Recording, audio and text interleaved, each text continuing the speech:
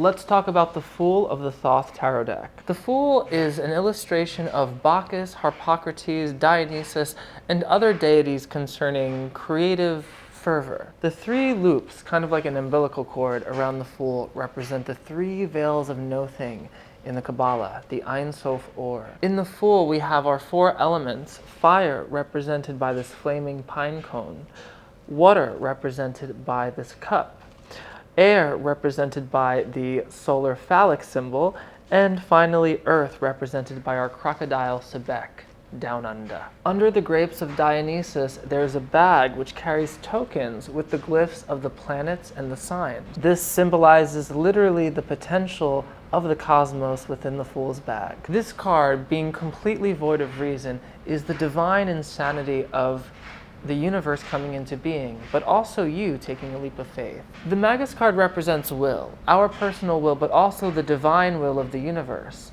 the Logos.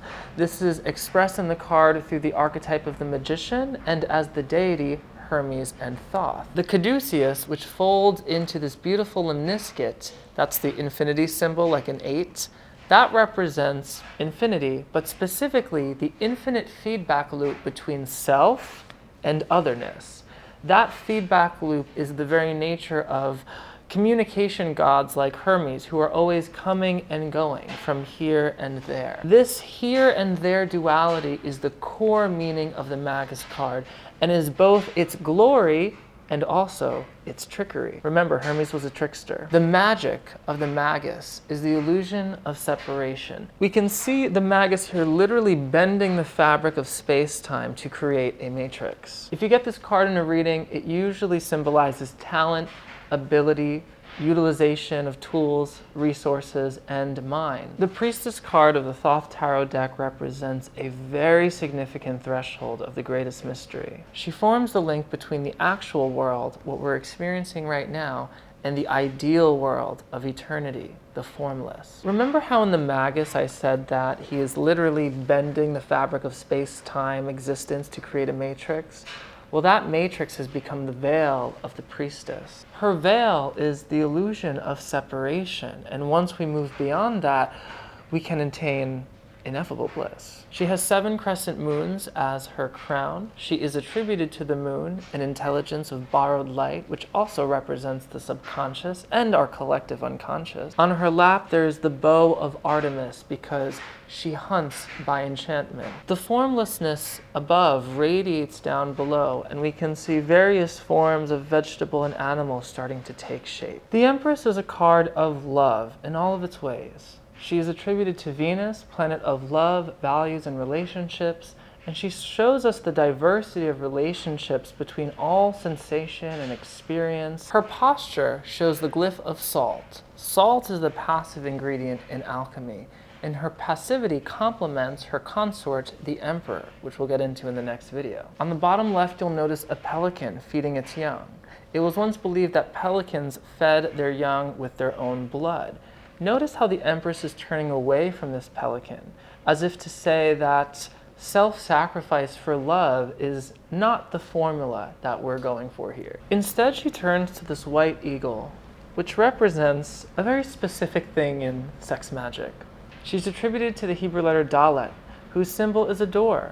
Behind her, we notice an archway representing a door to life, but also death. In a reading, this is beauty, pleasure, fertility, and love. White gluten of the Empress, red blood of the Emperor, we get duality and a whole lot of sex magic. The Emperor takes the diverse relationships nurtured by the Empress and organizes them into some sort of structure. His posture suggests the glyph of sulfur, which is the masculine activating agent in the alchemical process, also related to Rajas in the Vedic system. He holds tightly a sphere surmounted by a Maltese cross, symbolizing dominion. The ram's head decorates his throne, which is a symbol of Aries, the first cardinal fire sign who he is attributed to. The golden crown of 6 points represents the sun, which is exalted in Aries, and the general red color refers to Mars, which rules Aries. The Emperor turns to the red eagle, while the Empress turns to the white eagle, representing 2 extremes that balance out the universe. The Hierophant card represents the connection between spirit and matter. This is done in several ways. Aleister Crowley expresses this in his own mythology through 3 deities: Osiris above as the Hierophant, Nuit below as Venus and Isis, and Horus in the center as the child. The masculine and feminine are bringing together this child to represent a new aeon. The bull behind the Hierophant represents Taurus, its attributed zodiacal sign. The bull also alludes to the myth of Pasiphae and the Minotaur, which, like the accounts of Jesus Christ, have ideas of divine conception, and that is the essential core of this card. The Hierophant bridging the material to the spiritual. The Lover's card of the Thoth Tarot illustrates the chemical marriage of Christian Rosenkreuz, one of the founders of the Rosicrucians, which may or may not have existed. All sex magic aside, the Lover's card essentially represents the splitting of unity into duality and that lovely dance that we love, incarnation. Above, we have the Hermit, which may symbolize carbon and life, descending into separate selves. The creative and loving act of the Hermit above, also symbolized by Eros, is reflected downwards by the creative act of love, relationship, and procreation. The Orphic egg below, the gray egg with the serpent coiled around it, symbolizes any creative process that comes about through duality. If you pull the Lover's card in a reading, it's time to make a choice, see your options, and see what is possible. There's more ways to go about your situation than you think.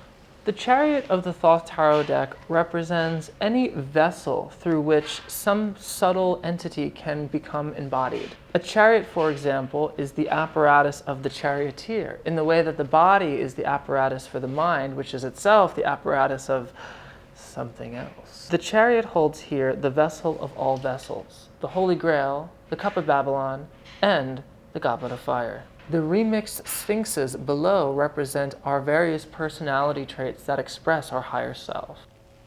The Adjustment card of the Thoth deck represents the active, dynamic balancing act of the universe and you. Let's talk about it. The Fool card and the Harlequin of the Adjustment card are both entities in this circus of manifestation, in this phantom show of time and space. In this card we see Alpha balanced by Omega, the beginning and the end. All beginnings and ends happen in causality, and causality is the core meaning of this card, which is why the Adjustment card is often connected to ideas of karma, which is action, cause and effect. Under the blindfold of objectivity, our Ma'at Harlequin figure here sees every possible instance in the universe and its exact causal relationship with everything else. If you get this card in a reading, it's time to look at what you are creating for yourself. Look at the causality in your life and check in on your karma. What are your automatic knee-jerk reactions to things, and what do those reactions create for yourself? The Hermit card in the Thoth Tarot deck is all about the intelligence of the universe continuing a long-term alchemical process. Let's talk about it. The Hermit here represents the Logos, which is the intelligent universe, as it continues the process of forming and dancing and buzzing and quantum foaming and all sorts of things. The Hermit holds the sun in his lamp, which symbolizes creative power and revelation, but the lamp itself is very interesting. It's an octahedron with 8 sides. The number 8 is connected with Mercury, which is a planet often connected to the Logos, the word, the will of the universe. This will of the universe, embodied by the Hermit, has its sights set on the Orphic egg, which is a symbol of manifestation coming about through duality and gender. If you get this card in a reading, it's all about higher intelligence and guidance, especially used or learned in an adventure into the unknown. The Wheel of Fortune in the Thoth Tarot deck is literally everything. Let's talk about it. Fortune is a glyph of the machinations of the universe in revolution, cyclicity, manifestation, and general moreness. In this card, we are met with 3 interesting characters: the Sphinx, Hermanubis, and Set Typhon. These 3 characters represent 3 alchemical ingredients: sulfur, salt, and mercury. This correlates to the Eastern Vedic ideas of Rajas, Tamas, and Sattvas. In the Sankhyan philosophy, these are the three primordial sub-elements that combine in various ways to create the manifest universe, Prakriti. When you get this card in a reading, it means that stuff is moving and grooving to create more stuff, and usually that's a good thing. Fame, wealth, fortune, but sometimes it can be a little overwhelming. It's a great idea to reconnect with yourself and decide what do you want to create next out of what is available to you. The Lust card departs from the traditional Rider-Waite-Smith deck by incorporating a very devious deity. Let's talk about it. In Aleister Crowley's Lust card in the Thoth tarot deck, we're looking at ideas of creation, sex, power, through a very interesting deity. Babylon. Babylon is Crowley's reinterpretation of the cosmic core of Revelation. Here she is riding in ecstasy upon the beast. The core meaning of this card is the identity between love and death. Babylon is like this cosmic orgasm who releases herself to create every possible form. And every possible form releases itself to return back to her in the same orgasm. Specifically returning to this cup up here, the cup of Babylon, which may be also interpreted as the Holy Grail and of course the Goblet of Fire. If you get this card in a reading, it's talking about creative fervor. It's about losing yourself in your passion, which isn't always a bad thing.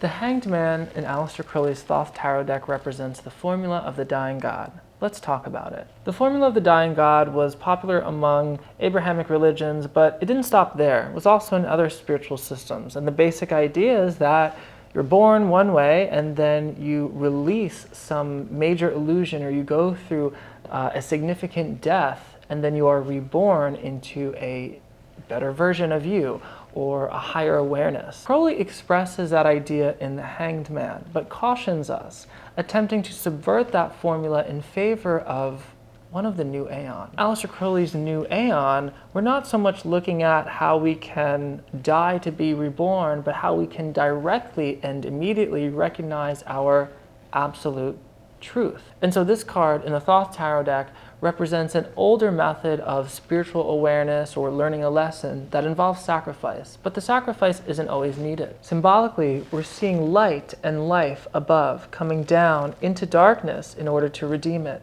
Notice that we have a snake above and a snake below. If you pull this card in a reading, you might be feeling stuck, or you may have to make sacrifices, or you may be becoming aware of a new perspective that could change everything. I could literally teach an entire course on just this card, so if you want to know more, let me know. The death card doesn't mean death, except when it does. Let's talk about it. There's a lot of death going on in these three cards. In the Lust card, there's death through the beloved and desire. In the Hanged Man, there's death through sacrifice. And in death, there is actual death. Now, it doesn't have to be physical death, but it includes physical death. So get over it. What's important to know in this card is that with every death, there is a transformation into something more subtle. This is literally illustrated by this soul who, when decapitated by the scythe, gets to dance in the bubbles, reaching upward and onward. The actual figure here is Osiris, who was cut up by his jealous brother Set and scattered around the world. The last piece of Osiris to be found was his penis, which was devoured by a fish. The Art card is one of the most esoteric tarot cards, and so I can only scratch the surface in a 60-second video. But let's try. What was destroyed in the Death card is now integrated in the Art card. In the Thoth deck, we are looking at a version of Diana the Huntress. Behind her is a golden globe with the notaricon of the word vitriol, the universal solvent. There's an Easter egg of the Death card in the cauldron below. We see the caput mortuum, the skull with a raven on top, signifying that whatever died is being reintegrated in this alchemical process. The red of the lion and the white of the eagle from the Lover's card have now changed places, so that the lion is white and the eagle is red. This exchange of opposites to integrate into something larger is the essential core meaning of the Art card. So when it shows up in a reading, look at what is tense in your life, look at what is contradictory, and see if you can bring it together. Essentially, get your shit together, but in a healing opportunity. Thank God we have a devil card in the tarot, because if we didn't, you wouldn't be watching this right now. Literally, the devil is the material universe. Let's talk about it. In the Thoth Tarot deck, the Devil card represents the raw desire and creative potential of the material world. And it's that very creative potential that is allowing you to experience everything you're experiencing now. Not only because it is procreation itself, but it is also all of sensation. These ideas are symbolized in the Devil card via this clearly phallic symbol. We know that Aleister Crowley loved a good phallic symbol and will use one wherever he can. In a reading, this is blind impulse. This is creativity, but not balanced by reason. And so sometimes the Devil card can show up for addictions, shadow work, and irresistibility. The Tower card is such a great card, and if you don't believe me, listen up. The Tower card is purification through destruction, which is literally happening everywhere all at once. It's not only metabolism, but it's molecular construction and deconstruction and all the chemical compounds and atoms and jiving and quantum foam of the universe. It's the Tower. If there's one thing that you need to remember about the major Arcana cards, it's that each of them is an expression of love and destruction at the same time, especially in the Thoth Tarot deck. When we get to the Tower card, that love and destruction is expressed in material form, which doesn't always look like what we think love to be. The Tower here represents anything we've constructed for ourselves, physically like a home or intellectually like our ego. The destruction of which can be terrible but also beautiful as it reveals a higher truth. That destruction is symbolized by the belching fire coming from the jaws of Dis. If you like the Rider-Waite-Smith Star card, wait till you learn about the Thoth. This card expresses probably the most cosmic idea of love I've ever read, and her name is Nuit. Crowley's deity Nuit is infinite space, infinite potential, fully saturating everything, everywhere, all at once, with love. She is the boundless sky goddess whose consort is Hadit, the infinite point of view. In the Star card, what is being symbolized is the economy of the universe. She continuously pours the universe back onto herself, but nothing is ever lost. It's only always in blissful, continuous transmutation. If you get this card in a reading, it's time to trust. It's time to set your sights on what is true for you and allow the quantum foam of the universe to support you. I love that I can breathe without consciously doing so, and I owe all of that to the Moon card. Let's talk about it. The Moon card in Aleister Crowley's Thoth Tarot is the mysteries of the subconscious mind. It's what happens in the literal back stages of our brain, outside of our conscious view. This is represented by the Egyptian god Khepra, who draws the sun into midnight on the opposite side of the earth at the apex of darkness. This is the threshold of Anubis, death and transition. And when you get this card in a reading, it's all about facing the unknown aspects of yourself, the shadow, what you don't love. But as Crowley says, how splendid is the adventure. You don't know liberation until you know the Sun card of the Thoth Tarot deck. Let's talk about it. The Sun card of the Thoth Tarot deck represents Heru Raha, the god of the new Aeon, according to Crowley, that is. The sun here is a symbol of you, your ego, your central point in your subjective universe, YO universe.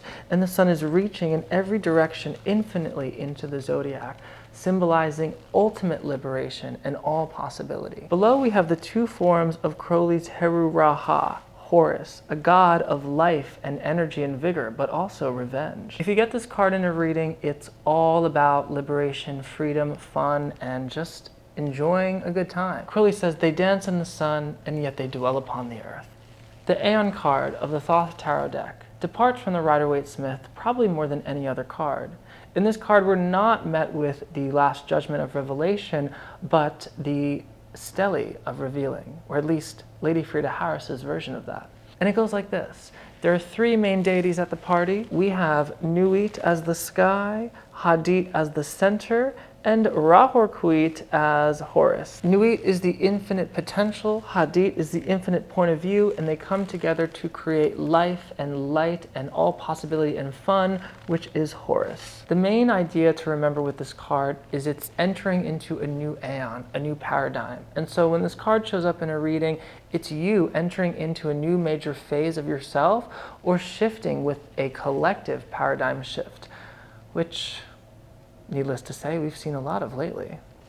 Aleister Crowley's Universe card in the Thoth Tarot deck symbolizes the last moment before complete merging in universal consciousness unity, and that can be symbolized in literally infinite ways. So let's talk about it. The four cherubic beasts here represent a manifestation of the sacred name of God. Yod-Heh-Vav-Heh, Yahweh, Wicca, what way, this way, that way. The woman here represents us, also the princesses of the Thoth Tarot deck, and the unawakened soul about to merge with everything. She does this through stepping on the head of the snake. This snake is the same snake that tempted Eve in the beginning to start the whole process in the fall of Eden. Now we overcome it and integrate that event into the whole cosmic play. It's kind of like a cosmic scale of shadow work. You know how when you finally get over a recurring obstacle in your life, you sort of release and surrender to it and then integrate it?